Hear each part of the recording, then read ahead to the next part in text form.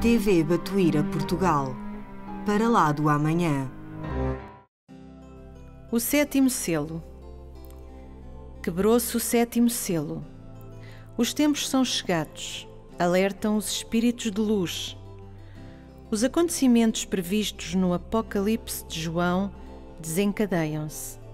A corrupção, a violência e a perversidade envolvem as nações. Há cataclismos a delinearem-se no horizonte das almas. Estamos à porta de grandes transformações. A Terra, um mundo de sofrimento, prepara-se para se transformar em planeta de regeneração.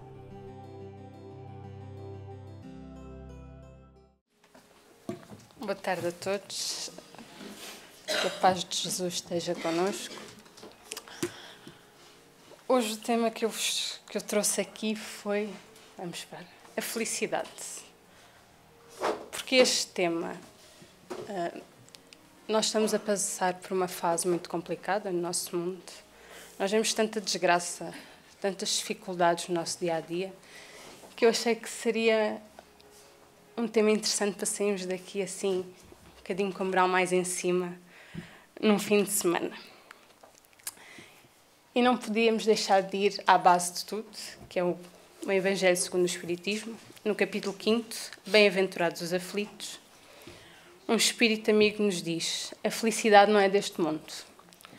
Não sou feliz, a felicidade não foi feita para mim, exclama geralmente o homem em todas as posições sociais. Isto prova, meus caros filhos, melhor do que todos os raciocínios possíveis, a verdade desta máxima de Eclesiastes: a felicidade não é deste mundo. Em tese geral, pode-se afirmar que a felicidade é uma utopia, em busca da qual as gerações se lançam sucessivamente, sem poderem jamais alcançá-la. Visto que se o homem sábio é uma raridade aqui na Terra, o homem totalmente feliz não é encontrado com facilidade.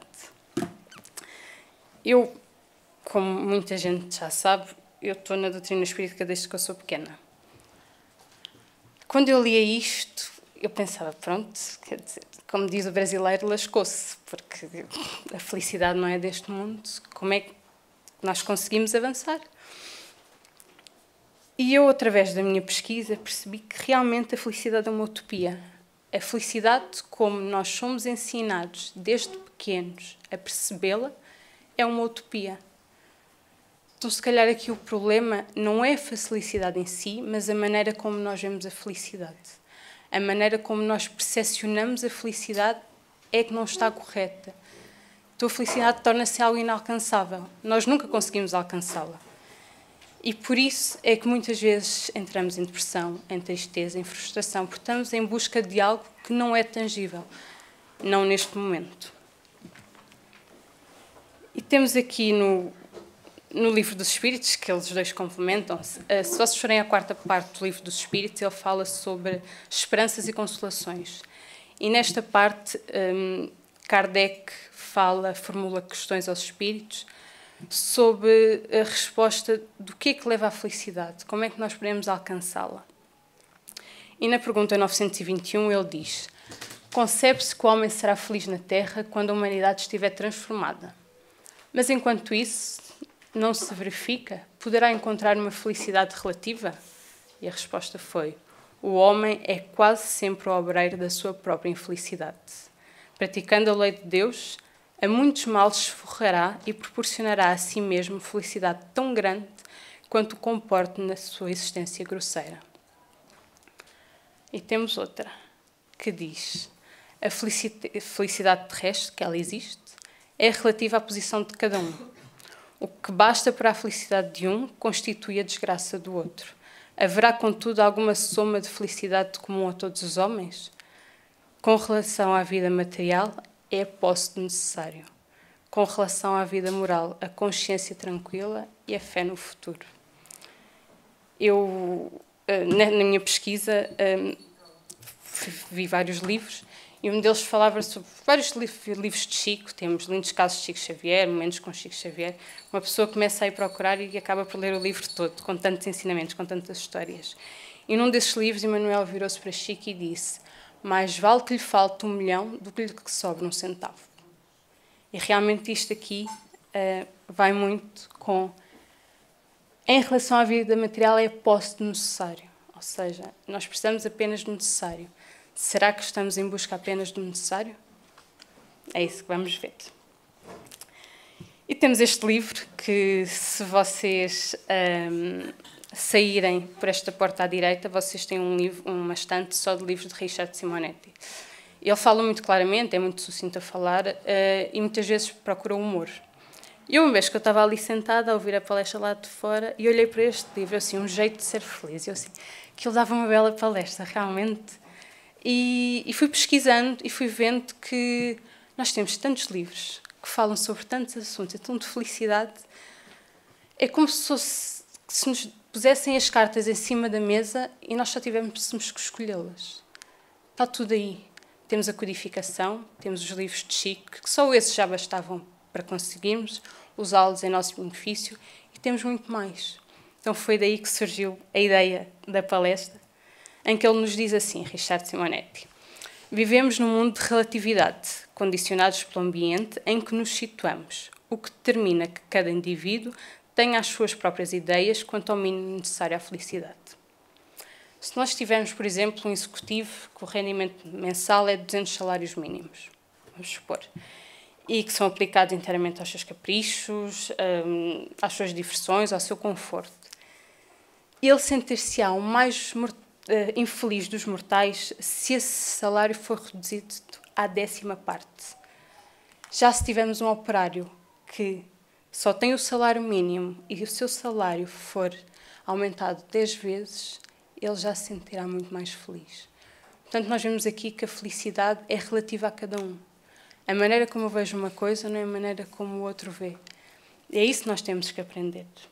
E ele continua: podemos considerar que o mínimo necessário à felicidade, sob o ponto de vista material, é desfrutar do essencial à existência, relacionado com a alimentação, com a habitação, a educação e a saúde.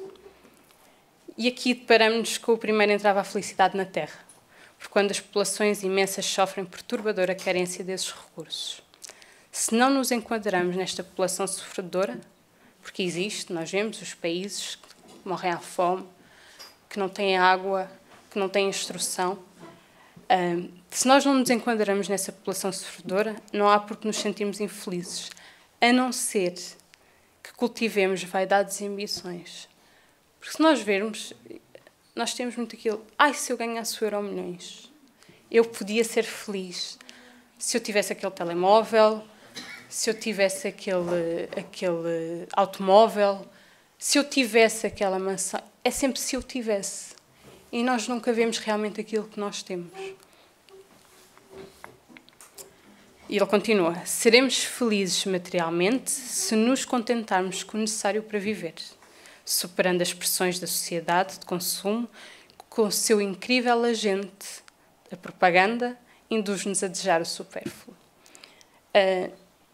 Depois de ler esta lição, eu não pude deixar de me lembrar que nós fizemos, os jovens fizeram aqui, no Natal, um poema, encontramos um poema e fizemos aqui uma espécie de brincadeira de Chico, que nos fala sobre isto: o supérfluo e o necessário. E eu trouxe-os para vocês verem, que ele diz: uns queriam um emprego melhor, outros apenas um emprego. Uns queriam uma refeição mais farta, outros apenas uma refeição. Uns queriam uma vida mais amena, outros apenas viver. Uns queriam ter pais mais esclarecidos, outros apenas ter pais. Uns queriam ter olhos claros, outros apenas enxergar.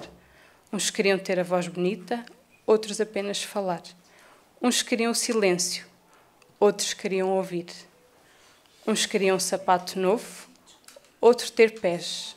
Uns queriam um carro, outros andar. Uns queriam o supérfluo, outros apenas o necessário. Isto traz exatamente aquilo que Richard Simonetti falou. Está tudo aqui. O necessário e o supérfluo. Agora temos que ver que se realmente o que nós queremos é necessário ou se é supérfluo. Eu já fiz já pensei nisso e realmente está aqui coisas que precisam de ser melhoradas. Mas pronto, lá vamos. Se nos contentarmos com o necessário, teremos condições para tratar de assuntos mais importantes, como a felicidade em plenitude, que é uma edificação interior, uma espécie de conquista moral. Seremos felizes em nosso universo interior se tivermos, como diz no Livro dos Espíritos, a consciência tranquila e a fé no futuro.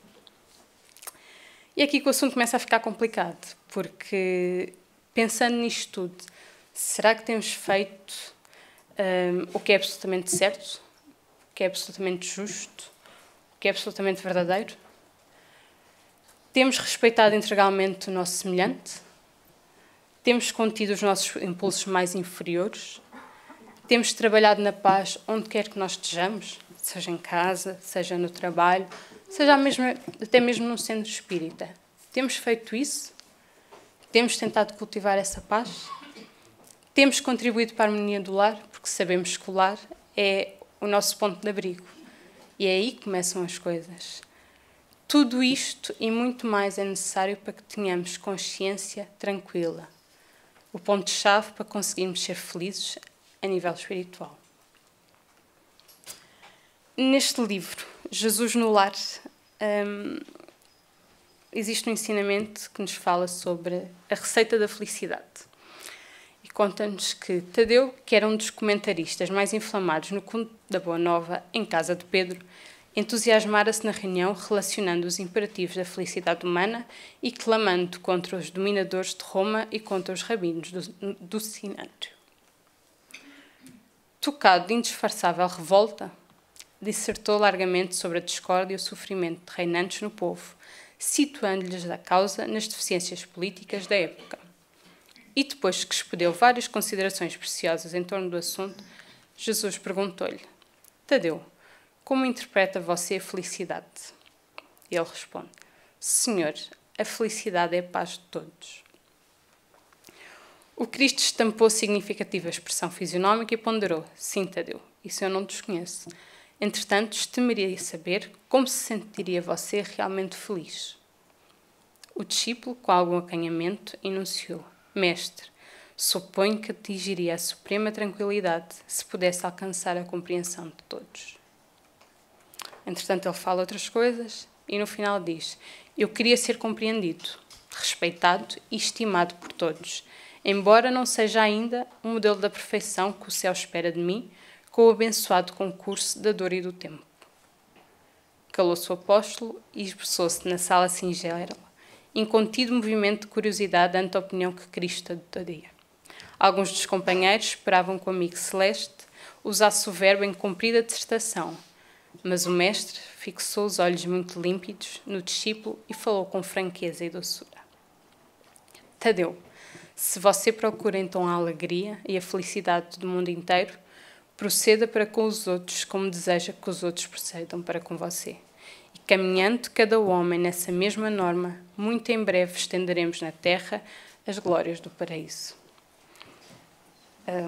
Se vocês forem ao livro O Céu e o Inferno, Allan Kardec diz-nos que a felicidade plena só é encontrada em mundos onde o bem predomina sobre o mal.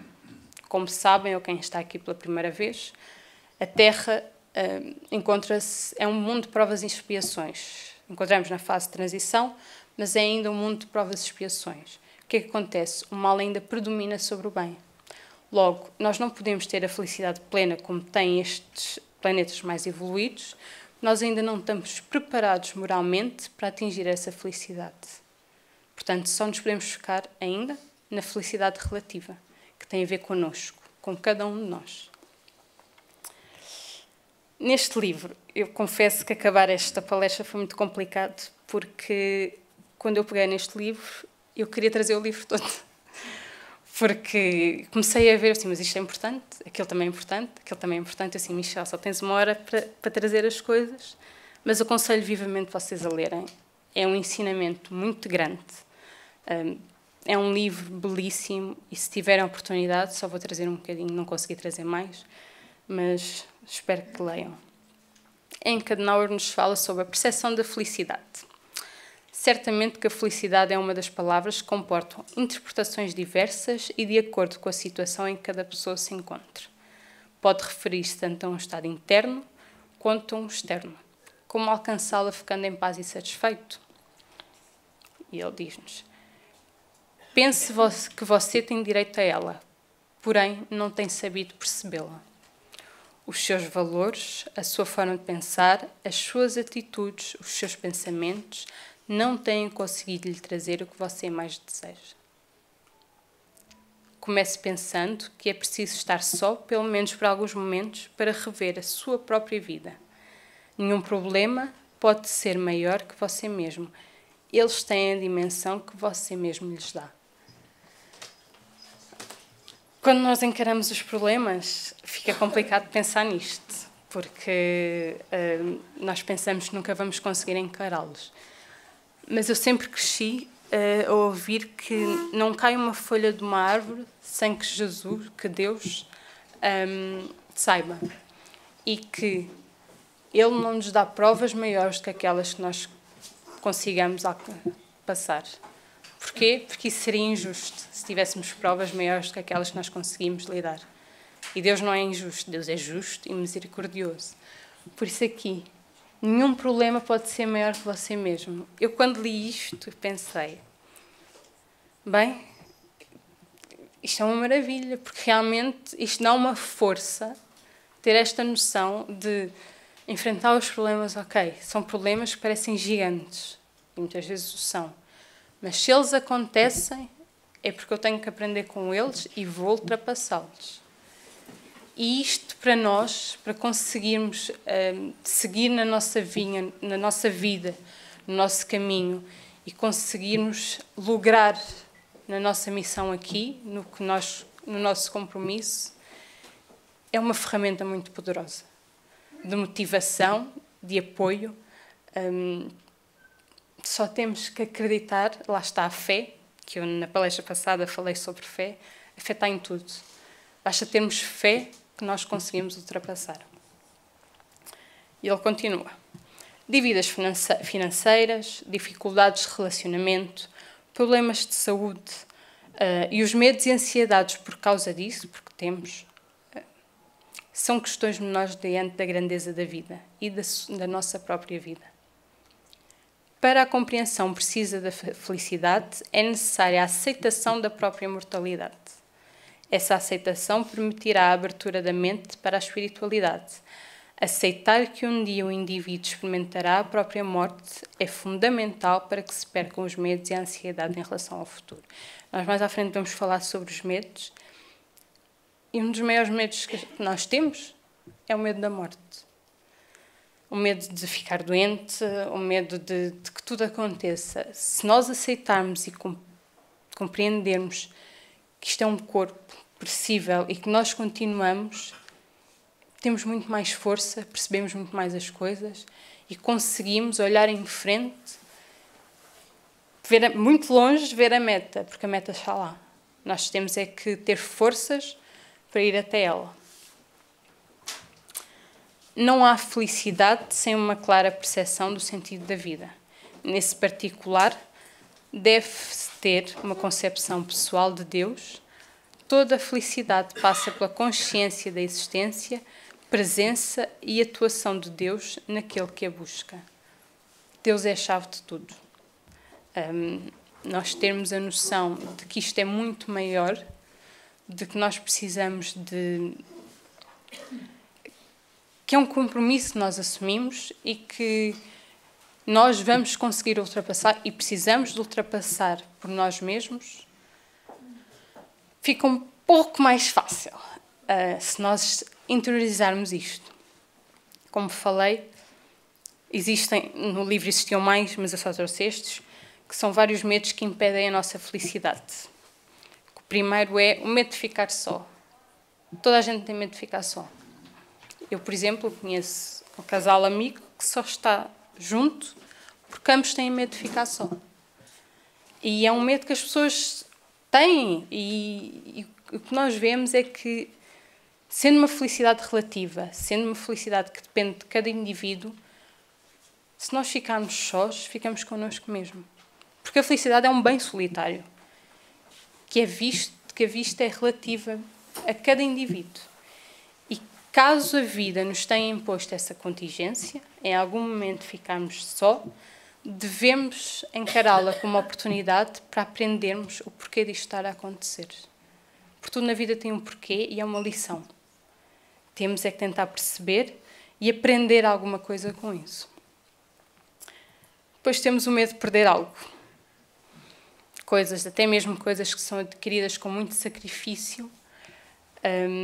É preciso que aprendamos a entender que a vida só nos tira as coisas com o intuito de aprendermos a valorizá-las. De outro modo, não tiraria. E a felicidade passa pela valorização dos bens que se possui e da consciência da relatividade dessa posse. Se nós interiorizarmos e pusermos na nossa cabeça que neste momento eu tenho isto, mas eu sei que posso deixar de ter, as coisas ficam muito mais fáceis. Deixamos de ter o medo de perdê-las. E como, claro, o medo de perder alguém, seja por morte, seja a separação, seja porque a pessoa vai para o outro lado do mundo, o que for que nos retire da convivência dessa pessoa é também uma aprendizagem que devemos encarar como um convite para transformar a nossa vida e perceber isto gera tudo à volta de percebemos o porquê de cada coisa. Se acontece é porque tem um porquê. E nós temos que perceber esse porquê e aprender a lidar com isso, porque o objetivo é sempre aprendermos. Nós estamos aqui constantemente a aprender. Neste momento há evangelização. Eu falo muito das minhas crianças e é uma área que eu gosto muito e que eu sou encarregada aqui na casa. E nós temos muitos nossos evangelizadores, que já são pessoas que já com alguns anos de experiência, digamos assim, eles estão sempre a aprender com as crianças, sempre. Eles dizem que é uma constante aprendizagem com os mais pequenos, por isso é que eles adoram fazer o que fazem, não é? Porque não é só com o estudo, também é importante, mas é com as vivências. E muitas vezes as crianças têm uma perspectiva tão mais facilitada da vida do que nós, tão mais simplificada, porque às vezes somos nós que complicamos aquilo que é simples. E temos medo de conduzir a própria vida. Existem muitas pessoas que têm medo de tomar decisões, porque têm medo de falhar, têm medo de continuar, do que as pessoas vão dizer, mas temos que nos arrepender, sim, das coisas que fizermos, se isso trouxer infelicidade a nós e a alguém, mas devemos arrepender-nos muito mais de não termos feito algo que podia ter sido em benefício da nossa felicidade. Se vocês olharem para trás, devem ter muitos arrependimentos na vida, como eu tenho. Aquele que mais me marca é o arrependimento de uma coisa que eu não fiz. Por medo. E que se talvez e o se vai ficar comigo até o final desta vida. O medo, o arrependimento de não termos feito uma coisa é muito maior e custa muito mais do arrependimento de termos feito as coisas.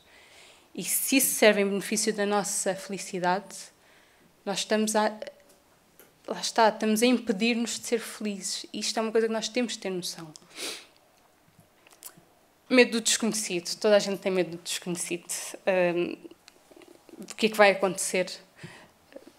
Ninguém tem o controle total da vida. Atenção. Muito embora o futuro da humanidade seja uma incógnita, porque nós não sabemos o que vai acontecer, todos nós, o ser humano, o futuro dele é ser feliz. Isso é um ponto assente. Em qualquer momento das nossas existências, da nossa evolução, nós estamos a tender para ser felizes, perfeitos e felizes. Podemos nos desviar um bocadinho mais do caminho? Podemos. Mas lá está, o caminho só vai dar um sentido. É ser feliz. Então nós temos que ter confiança em Deus, lá está, ter fé no futuro, trabalhar para isso. E, como nós vimos atrás, a vida não nos traz algo que nós não conseguimos suportar. Há sempre uma aprendizagem por trás. O medo de se expor. Isto acontece muito para quem é mais tímido, porque há muito medo de errarmos e o que é que o outro vai dizer. Muitas vezes nós não fazemos as coisas que achamos certa com medo do que é que o outro vai dizer, e se o outro não concordar.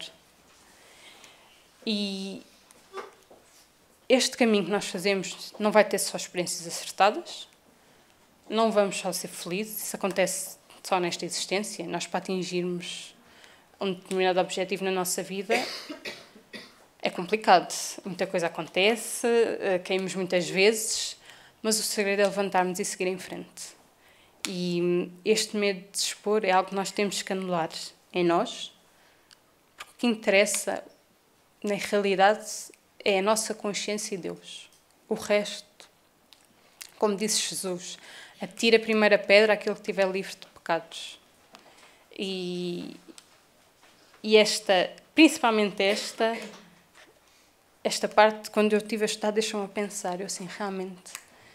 E muitas vezes até sou eu que sou aquele que aponta o dedo. Ninguém é perfeito e muitas vezes pensar e muitas vezes fazemos isso. Eu estava a pensar assim, pois realmente, Michelle, isso é uma coisa que tens de trabalhar em ti. Porque já é, muitas vezes é inconsciente. Depois vem aquela vozinha de se calhar não é a melhor maneira. Porque realmente ninguém deve nada a ninguém. Nós devemos sim a nós e a Deus. Só. Quando nós começarmos a conscientizarmos disso, o mundo fica muito melhor. Medo de ser rejeitado. Este sentimento de rejeição faz-nos muitas vezes cair em depressão e diminui as nossas hipóteses de alcançar a felicidade. Muitas vezes, para não passarmos por alguma rejeição, o que nós fazemos é permitirmos que a vaidade e o orgulho invadam o nosso coração. E nós temos que ter a consciência e o valor pessoal de nós mesmos. Ou seja, nós temos que nos aceitar como imperfeitos, perceber que nós vamos errar muitas vezes, que vamos nos levantar mais vezes ainda e que temos as nossas limitações. Se nós percebemos que temos as nossas limitações, o caminho é muito mais fácil. Porque muitas vezes, e por isso é que este livro é Felicidade sem Culpa, nós não somos felizes porque temos inconscientemente culpa de alguma coisa, sentimos culpados. Isso acontece a muitos espíritos que desencarnam, vivem situações complicadas do lado de lá, pelo sentimento de culpa deles, pela consciência de tempo perdido, das coisas que fizeram aqui que pensavam que eram acertadas e não é. E esse sentimento de culpa, uma coisa é reconhecermos aquilo que nós fazemos, assumirmos as consequências, sim senhor, mas não cultivar esse sentimento de culpa, que não ajuda, muito pelo contrário, prejudica e muito. Medo de doença grave. Toda a gente tem medo de doença grave, principalmente com esta situação das doenças que têm vindo aí, muita gente com doenças terminais, o que for. Cada vez nós somos humanos, temos medo. E o que diz este livro é que uma doença grave é um convite à reflexão não só do doente, mas das pessoas que o rodeiam. E que é como eu tenho aqui escrito, que ele diz que a doença é como uma irmã mais velha, que nos alerta dos perigos da nossa existência. Ou seja, se ela vem, é por algum motivo. Não vale a pena ter medo dela vir, ela há de vir, nós temos que aprender a lidar com isso. Se tiver que vir, vai vir, seja com medo, seja sem medo. Só que sofrer por antecipação é horrível. Eu tenho muita mania de sofrer por antecipação. Não vale, não adianta de nada. Vai evitar, não vai. Se tivermos que passar por isto, vamos passar.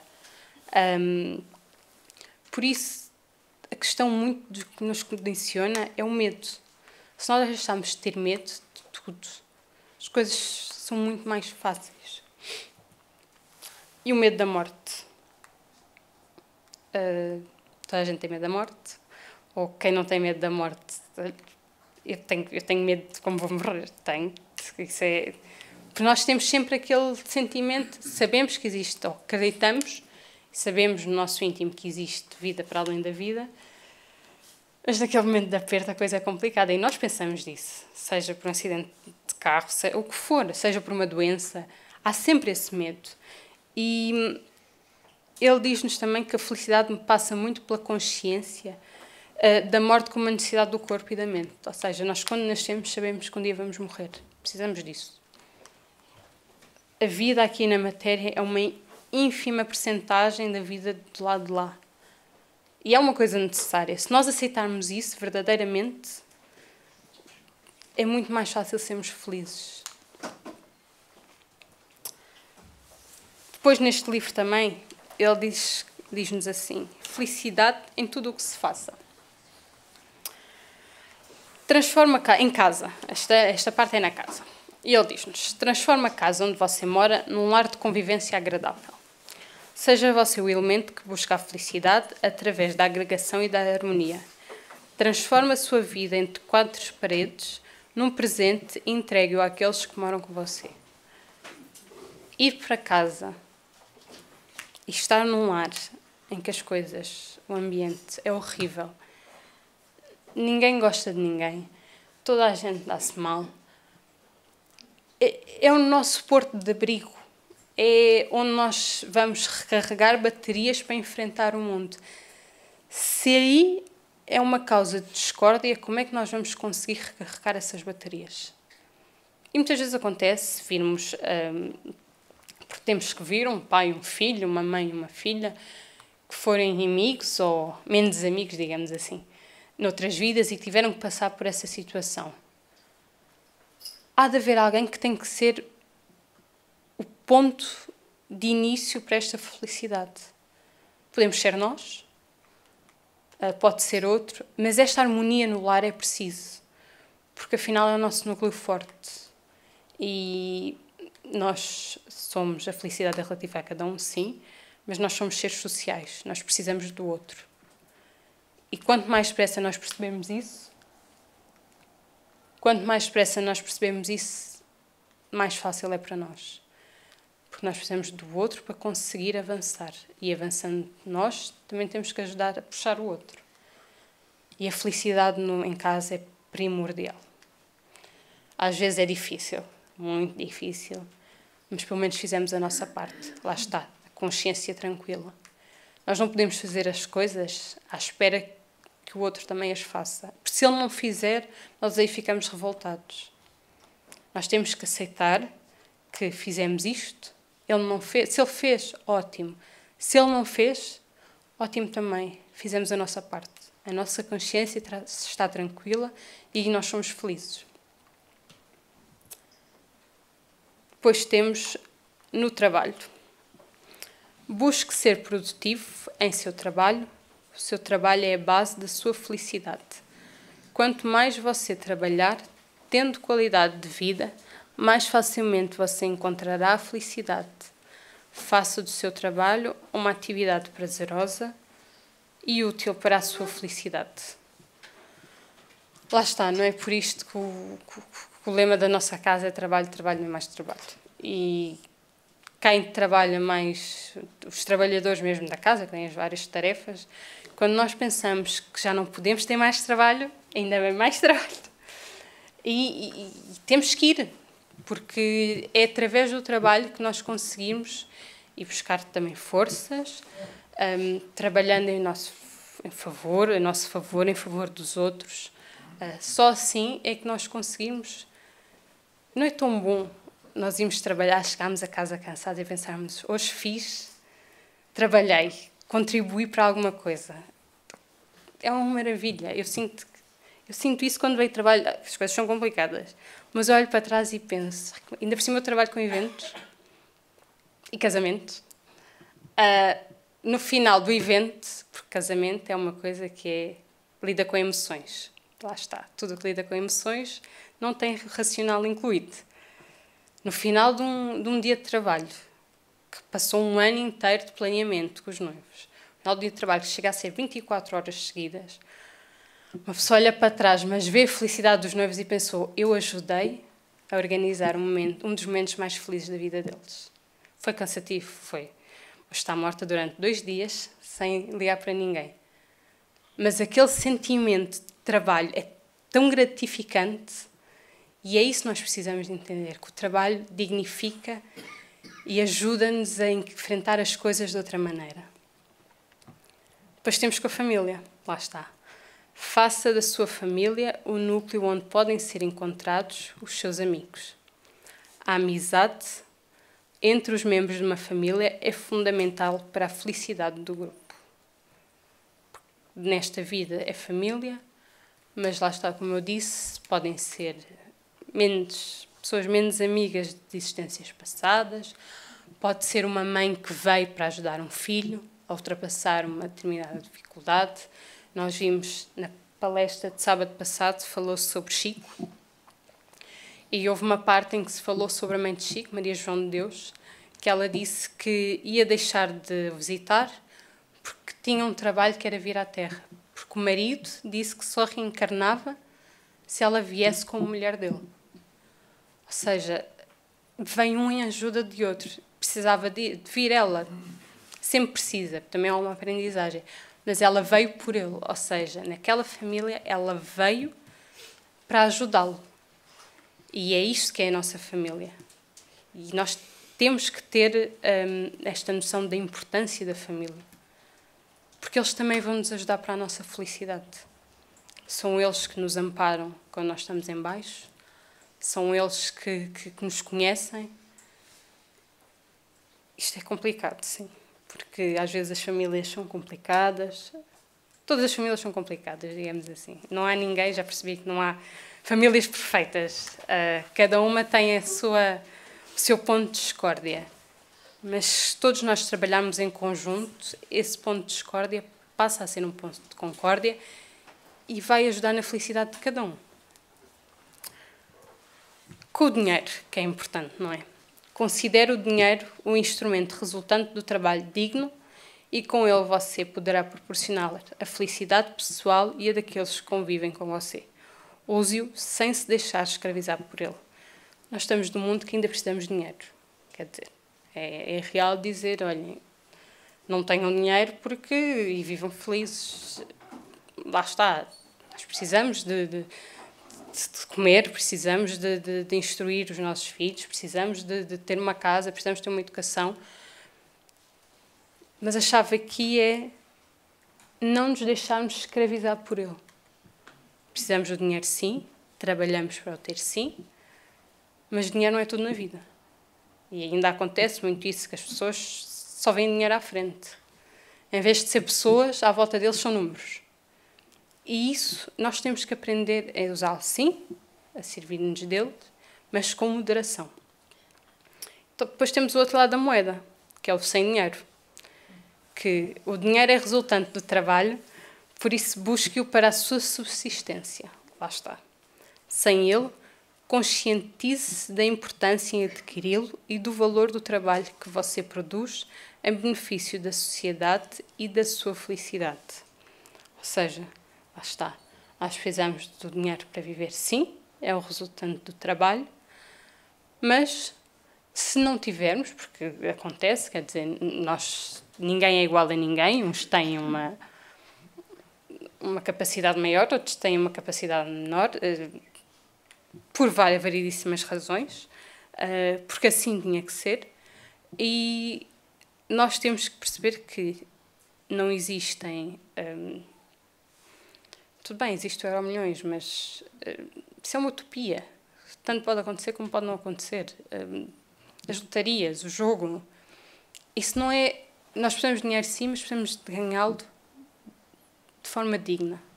Através do quê? Do nosso trabalho. Tudo vai dar em volta daquilo que nós fazemos. Nós temos que fazer, nós temos que conseguir. Eles ajudam do lado de lá, ajudam. Mas nós também temos a nossa parte. Eles ajudam até a determinado ponto.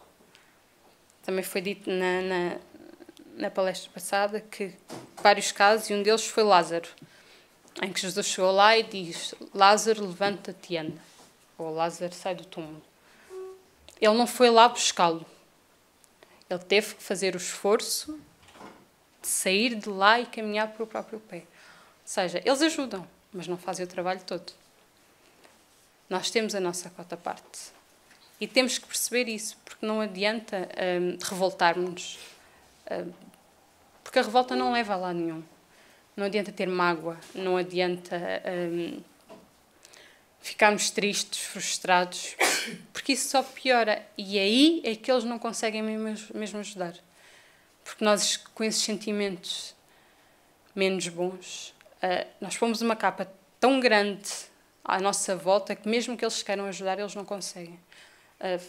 Vocês veem muito isso nos romances que acontece, a vida, que se lerem, que eles dizem que ficam ali do nosso lado até conseguirem encontrar uma brecha para conseguirem nos ajudar, porque até lá não conseguem.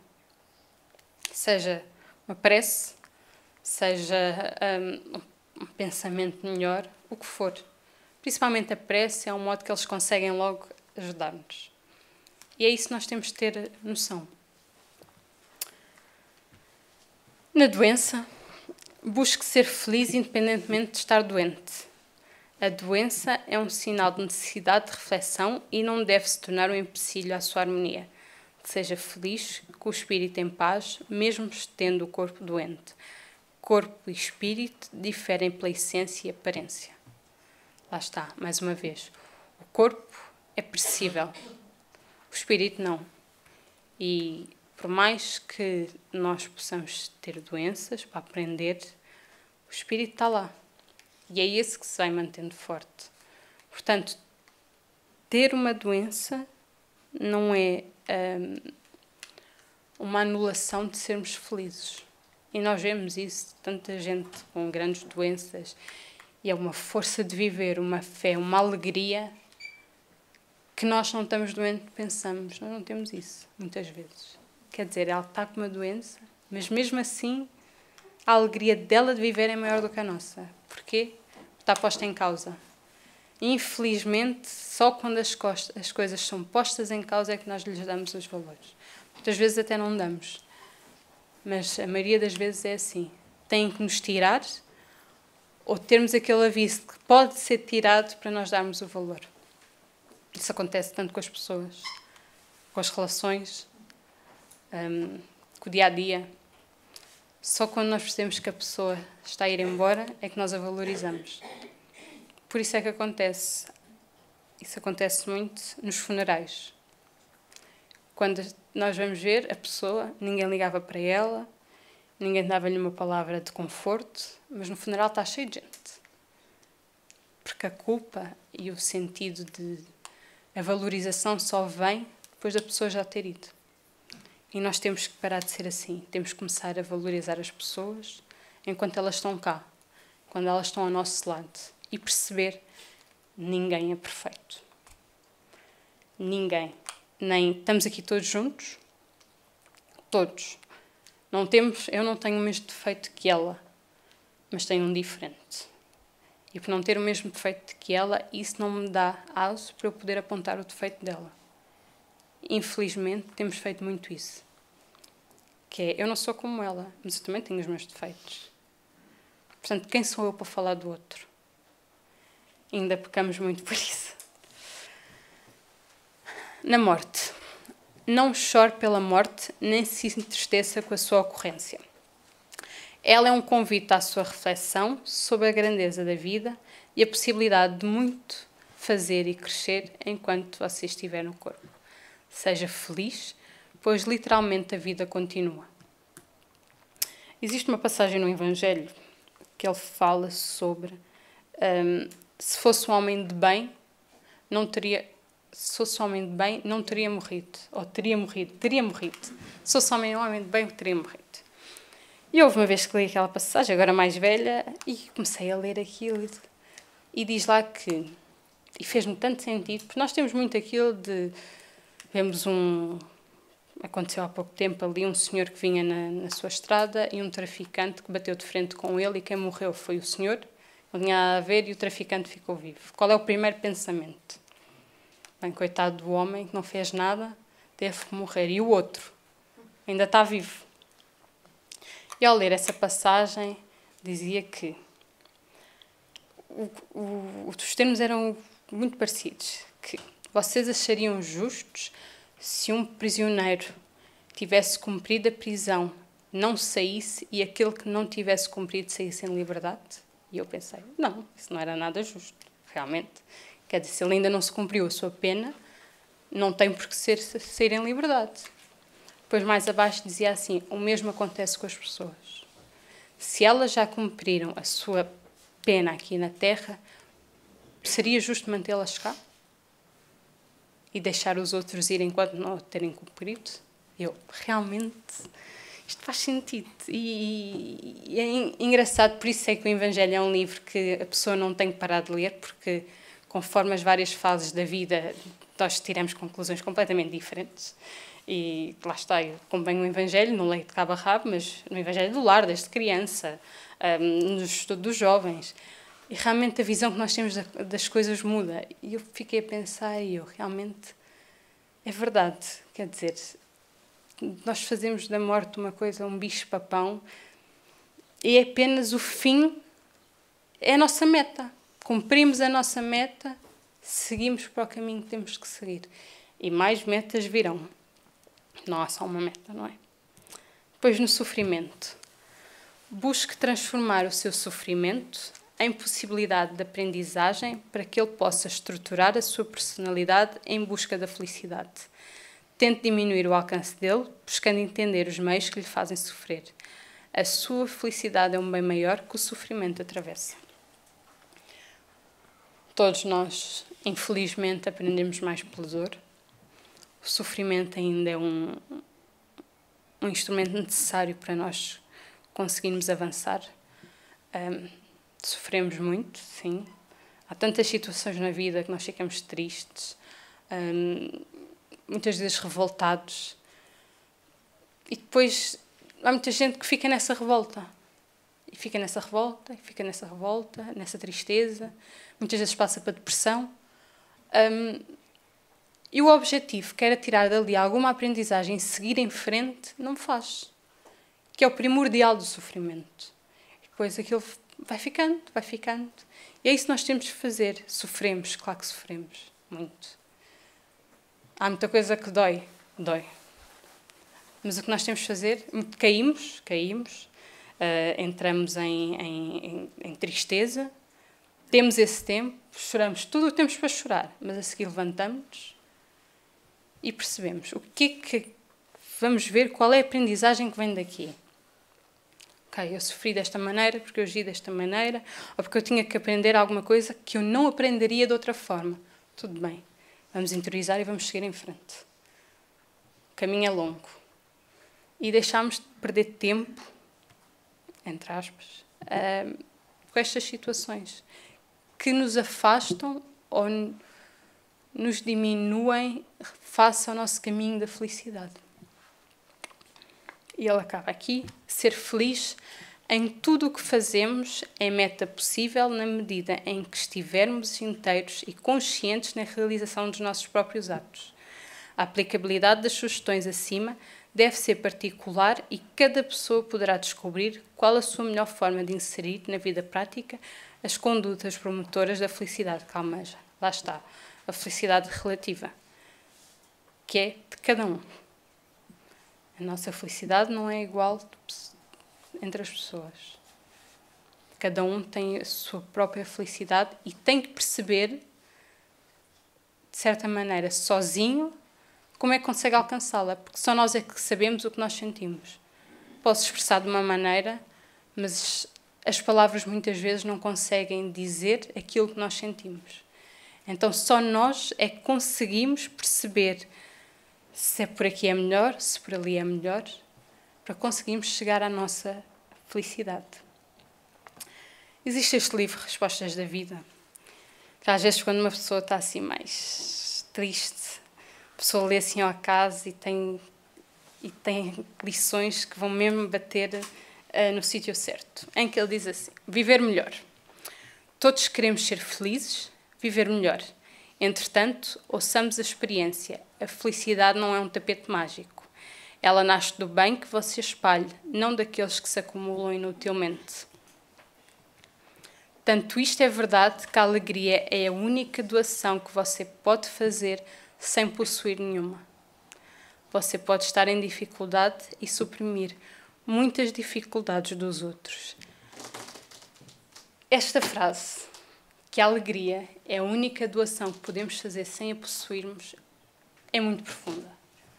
Nós conseguimos alegrar alguém, mesmo que nós estejamos tristes.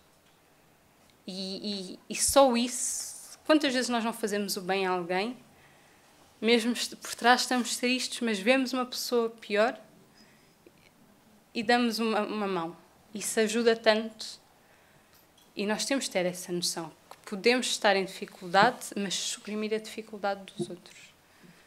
Porque nós temos a percepção de que o nosso problema é sempre maior que o do outro. Não é? Isso aconteceu uma vez com o Chico, também nestes livros maravilhosos, que ele contava que alguém da família dele estava com uma doença grave. E ele orou muito. E depois veio Manuel a perguntar o que é que se passava, e ia lá porque o familiar está muito doente e está com uma doença muito grave. E Manuel disse-lhe assim: não é a única pessoa neste mundo que está a sofrer e que está com uma doença grave. Porquê é que você acha que o seu problema é maior do que os dos outros? E realmente nós temos essa percepção. O nosso problema é sempre maior que o do lado. São problemas iguais. Porque para nós é muito grande, mas para o do lado também pode ser muito grande para ele. E é isso que nós temos que perceber. E não estar nesta competitividade de o meu é maior do que o outro. Não adianta. É como ver, peço desculpa às velhinhas, aquelas velhinhas no hospital. Porque eu tenho esta doença. Mas eu tenho essa e tenho aquela. E depois vem a terceira e diz: mas eu tenho essas duas e tenho mais uma. Para quê? Ou no autocarro, pronto. Para quê? As pessoas focam-se muito no negativo. O que é que adianta estar São problemas, têm que ser resolvidos ou aprendermos com eles. Ele continua: conquanto às vezes, sem qualquer consolação, você dispõe de imensos recursos para reconfortar e reerguer os irmãos em prova ou desvalimento. A receita da vida melhor será sempre melhorar-nos, através da melhora que venhamos a realizar para os outros. A vida é o dom de Deus em todos. Portanto, a felicidade precisa do nosso melhoramento e de nós ajudarmos o nosso próximo. Estas duas coisas vão fazer, com certeza, com que sejamos mais felizes. E é isso que nós precisamos de perceber. É ouvir, perceber, mas interiorizar. Porque muitas vezes o que custa, muitas vezes não, a maioria das vezes o que custa é percebemos, faz toda a lógica, mas interiorizar isso. Isso é o mais complicado, mas estamos no caminho. E para acabar, temos este sinal verde, também do Chico, que ele diz assim: em torno da felicidade. Em matéria de felicidade, convém não esquecer que nos transformamos sempre naquilo que amamos. Quem se aceita como é, doando de si à vida o melhor que tem, caminha mais facilmente para ser feliz como espera ser. A nossa felicidade será naturalmente proporcional em relação à felicidade que fizermos aos outros. A alegria do próximo começa muitas vezes no sorriso que você lhe queira dar. A felicidade pode exibir-se, passear, falar e comunicar-se na vida externa, mas reside com o endereço exato na consciência tranquila. Tudo vai dar à consciência tranquila e à fé no futuro. Nós ainda fazemos sopa, e agora não vamos tanto, mas na altura em que éramos muito jovens, nós íamos à distribuição também. E havia lá um senhor que ele nunca ia buscar sopa, não queria a sopa.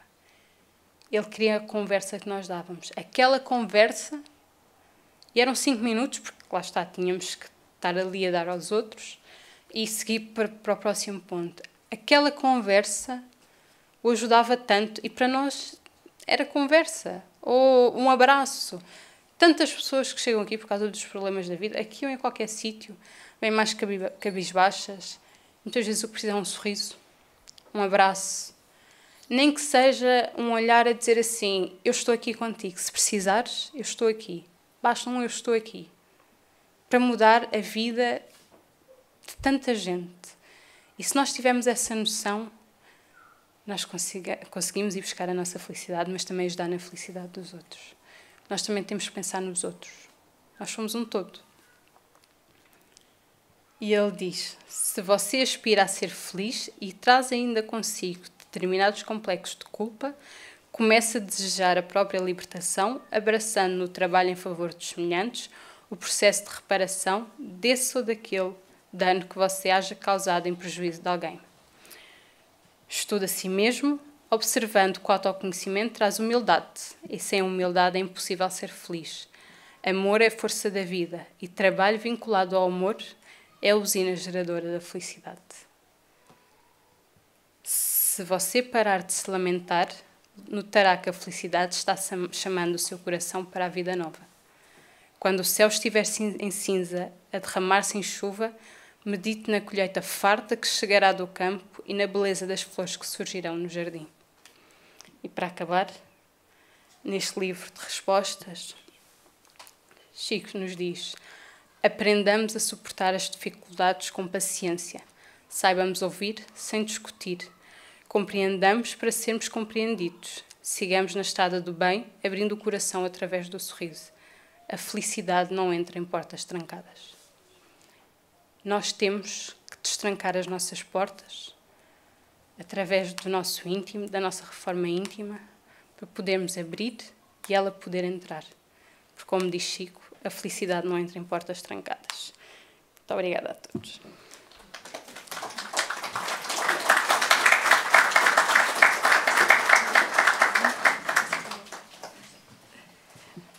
Boa tarde a todos. Só por essas palmas ela já está feliz. Quem mais precisa? Ah, é o que eu digo. Tá vendo? Agora não. Só daqui a pouquinho. Peço desculpas. No final. Pode ser? Obrigada a nós. Portanto, não temos mais nada para falar sobre a felicidade. A Michele trouxe tudo para nós. E foi muito interessante. Naquele ponto em que ela trouxe do livro sobre os medos, eu achei bastante interessante. Ficamos ali todos assim um bocadinho a pensar e realmente nós entendemos, ou melhor, a espiritualidade, a doutrina faz nós aprendermos que a felicidade não é deste mundo e a nossa felicidade é relativa, porque nós vamos conquistando ela paulatinamente, né? Perdendo os medos. Através do conhecimento, nós vamos nos libertando desses medos, vamos conquistando novas luzes na nossa vida, e eu acho que todos nós aqui poderíamos, ao se retirar desse ambiente, dizer: eu sou uma pessoa feliz, eu estou feliz hoje e vou ser mais feliz amanhã porque eu cheguei até aqui, porque eu estou a aprender algo mais hoje, que vai me trazer a oportunidade de melhorar amanhã. Então, só por isso eu posso dizer que eu sou feliz, né? E assim nós vamos percebendo que a felicidade não é nada daquilo que ontem nós achávamos que era, quando nós tínhamos as facilidades materiais. Por quê? A Michele falou, e falou muito bem. Não somos donos nem do nosso corpo, né? Ele vai ficar por aqui, e nós vamos seguir em espírito para o verdadeiro lugar de onde nós viemos, que é a pátria espiritual, não é? Então, vamos aproveitar, como ela falou e falou muito bem, fazer o nosso melhor, dando o nosso melhor a nós e ao nosso próximo, e, tanto quanto possível, fazermos felizes aqueles que estão à nossa volta. Então, vamos encerrar com a prece